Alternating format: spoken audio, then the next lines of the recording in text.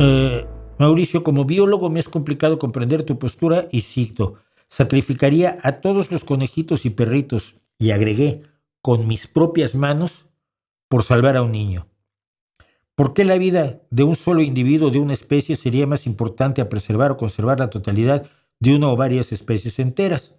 Bueno, solo los conejitos y los perritos, no los adultos, ya luego nacerán más. Porque un niño, para mí, no como biólogo, como ser humano, un niño vale más que dos especies enteras.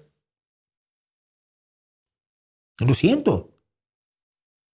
Y si tú, por salvar a 10 perritos, matarías a un niño, no eres nadie para discutirme de moral, ¿eh? No eres absolutamente nadie para discutirme de moral. Yo adoro a mi perro, he adorado a todos mis perros, pero adorado de que a mi perro Cosmos lo lloré y a mi padre no lo lloré. Ok. Y cuando mi hija mayor me preguntaba, pero papá, ¿estás llorando por el perro y no lloraste cuando murió tu padre? Dije, el perro era mi amigo, padre no. Adoro a mis perros.